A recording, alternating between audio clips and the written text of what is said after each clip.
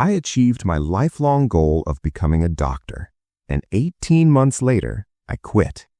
Not because I failed, but because something felt empty. That moment shattered a belief most people never question, that setting the right goals automatically leads to fulfillment and success. Here's the uncomfortable truth most people never realize. Conventional goal setting isn't built for minds like yours.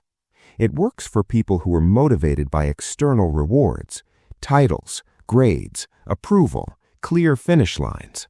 But if you're the kind of person who feels strangely unmotivated after achieving something, if goals energize you at first but quietly drain you over time, if you've ever hit a milestone and thought, why doesn't this feel like I thought it would? That's not a discipline problem. That's a cognitive mismatch.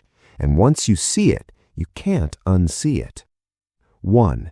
You lose motivation after achieving goals. You hit a goal, and instead of satisfaction, you feel flat or restless. Most people chase goals because they crave the reward at the end. You're different. You're energized by growth, not trophies. This is a sign of low outcome reward sensitivity. Your brain doesn't anchor motivation to external wins. It anchors it to internal expansion. Once the learning curve flattens, your nervous system disengages. That's not boredom. That's self-integration completing a cycle. 2. Outcome goals quietly undermine your confidence.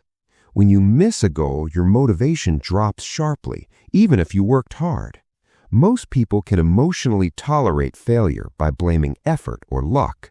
You internalize it. That's because you have high meta-cognitive self-linking. You don't just see outcomes, you attach meaning to them.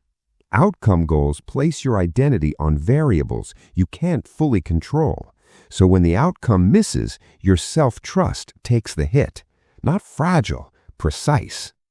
3. You obsess over the right goal. You overanalyze which goal to choose, afraid of picking the wrong one. Most people pick goals impulsively and adjust later. You hesitate because you see downstream consequences. This is probabilistic thinking, not indecision. Your brain naturally models future versions of yourself and rejects paths that feel misaligned. Traditional goal setting ignores this layer, but your mind refuses to commit without internal coherence.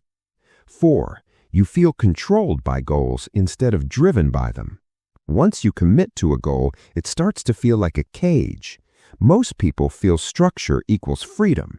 You feel structure equals compression. That's high authenticity orientation. Rigid outcome goals force your identity to orbit a single metric. Your mind prefers adaptive systems where direction exists, but identity stays fluid. 5. You care more about who you're becoming than what you're achieving. You're less excited by winning and more focused on whether the process feels honest.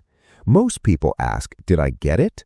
You ask, did this change me in the right way? This is identity-forward cognition. Your motivation is tied to character development, not scoreboard validation. Outcome goals skip this entirely, which is why they feel hollow once achieved. 6. Reverse goal setting matches how your brain actually works. You perform best when you remove obstacles instead of chasing targets. Most people start with a finish line. You start with friction. This is constraint-based intelligence. Instead of saying, I want X, you naturally ask, what's in the way? Reverse goal setting aligns with this by identifying bottlenecks first, energy leaks, attention fractures, emotional resistance, and addressing those directly. 7. Meta goals restore long-term motivation. You stay motivated when working on traits, not outcomes.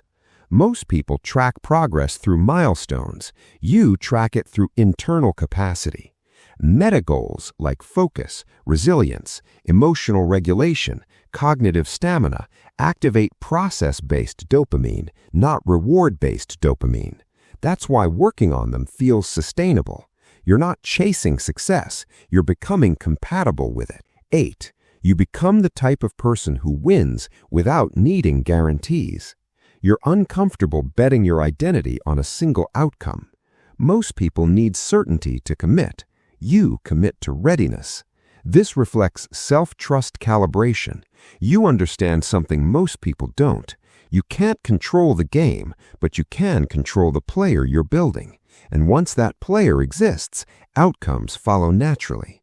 So, if traditional goals have always felt strangely demotivating to you, if achievement hasn't delivered the satisfaction it promised, if you felt quietly broken for not responding the way others do, you're not failing at goal setting. Goal setting was never designed for minds that think in systems instead of endpoints. You don't need clearer outcomes. You need stronger internal architecture.